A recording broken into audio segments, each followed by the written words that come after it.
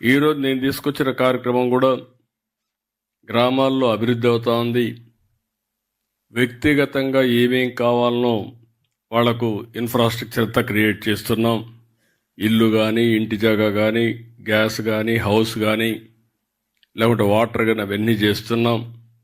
అయినా జీవన ప్రమాణాలు పెరగాలంటే వాళ్ళు కూడా 10 రూపాయలు సంపాదించుకునే మార్గం వస్తే తప్ప ఈ సమాజంలో ఆర్థిక అసమానతలు తగ్గవు. ఆ రోజు మీ తల్లిదండ్రులు మిమ్మల్ని చదివించడం, మీలో కూడా చదువుకోవాలని ఒక ఆలోచన రావడం, అక్కడి నుంచి ఎక్కడ అవకాశాలు ఉంటాయంటే మీరు అమెరికాకి వెళ్ళడం, ఇలాంటివన్నీ జరిగే పరిస్థితికి వచ్చేది. దానివల్ల మీరు పైకి వచ్చారు. చదువు అనేది ఒక గేమ్ చేంజర్. భవిష్యత్తు కూడా దీంట్లో అనుమానం లేదు.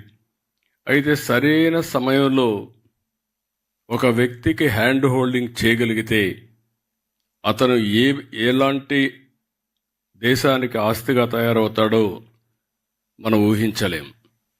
ఈరోజు అంబేద్కర్ గారు ఉన్నారు.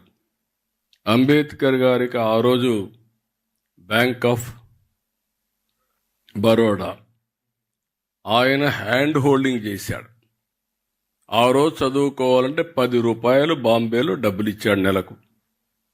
ఆయన చదువుకోవాలంటే లండన్కు పోవాలంటే ఆ డబ్బులు ఫైనాన్స్ చేశాడు.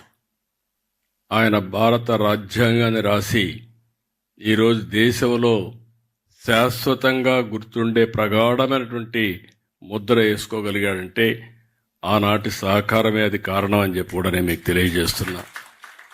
ఇటీవల కాలంలో అబ్దుల్ కలాం గారు ఉన్నారు. అబ్దుల్ కలాం గారికి సహకరించిన ఒక అయ్యంగార్ ఆయన బయోగ్రఫీలో చాలా స్పష్టంగా చెప్పాడు. మామూలుగా బ్రాహ్మిన్స్ ముస్లిం సపోర్ట్ చేయాలంటే పెద్దగా ఇష్టం చూపిన రోజుల్లో ఆయన హ్యాండ్ హోల్డ్ చేసి ఈయనలో ఉండే మెరిట్ని చూసి పూర్తిగా ప్రోత్సహించాడు. ఈరోజు ఎంతోమంది ప్రెసిడెంట్లు వచ్చారు, కానీ అబ్దుల్ కలాంను చూస్తే నిజమైన భారతరత్నకు మారు పేరు అబ్దుల్ కలాంగా తయారయ్యే పరిస్థితికి వచ్చారు. ఇలాంటి కొన్ని ఎగ్జాంపుల్స్ మనం చెప్పుకుంటూ పోతే అందరం కూడా మామూలు కుటుంబంలో పుట్టాం. ఈరోజు ఇక్కడికి వచ్చి ఒకసారి చూస్తే నాకు చాలా సంతోషం. ఈ యొక్క గుంటూరు మెడికల్ కాలేజీలో చదివిన వాళ్ళకి దగ్గర 8 మందికి పద్మశ్రీ అవార్డులు వచ్చాయి. ఒకటి సీఎం అబిబుల్లా, సోమరాజు, జిఎన్ రావు, నాయుడమ్మ,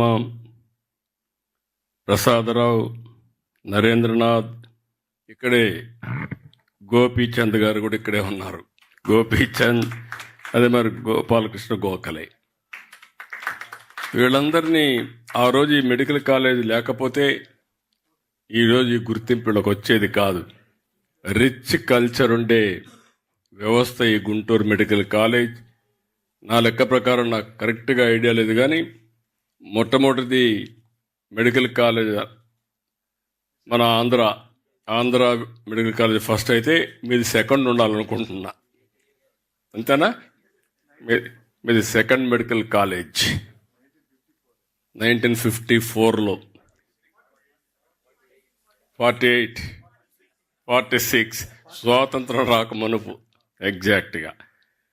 సో ఇప్పుడు నేను తీసుకొచ్చిన కార్యక్రమం చూస్తే ఆర్థిక అసమానతలు తగ్గించడమే కాకుండా పేదరికం లేకుండా చేయాలి ఫస్ట్ ఫేజ్. సెకండ్ ఫేజ్లో ఆర్థిక అసమానతలు తగ్గించాలని ఈ కార్యక్రమం తీసుకున్నాం. దగ్గర సమాజంలో ఒక 10% చూస్తే 10, 15, 20% ఆ ప్రాంతంలో 22 లక్షల కుటుంబాలు హ్యాండ్ హోల్డింగ్ చేయగలిగితే, అయితే దానికి కావాల్సిన వ్యక్తులను కూడా మీరు చూస్తే బంగారు కుటుంబాలని హ్యాండ్ హోల్డింగ్ మార్గదర్శన పెట్టాం. ఇప్పటికి 50% రీచ్ అయ్యాం. 10,42,000 మందిని 1,02,000 మంది అడాప్ట్ చేసుకున్నారు. ఎంతవరకు చేస్తారు నేను ఇంకా ఇది చేస్తున్నా. ఇది కానీ జరిగితే నిరంతరం ఆర్థిక అసమానతలు తగ్గించే వ్యవస్థకు మనం శ్రీకారం చుట్టాలి. వీళ్ళు ఒకసారి పైకి వెళితే కొంతమంది కిందికి వస్తారు, మళ్ళా హ్యాండ్ హోల్డ్ చేయడం. ఈ విధంగా మనం సమాజంలో నిరంతరం ఒక సాటిస్ఫాక్షన్ కానీ ఇంకొక పక్కన హ్యాపీనెస్ ఉండాలంటే ఇలాంటి కార్యక్రమానికి శ్రీకారం చుట్టాలనే ఉద్దేశంతోనే ఈరోజు P4 తీసుకొచ్చాం.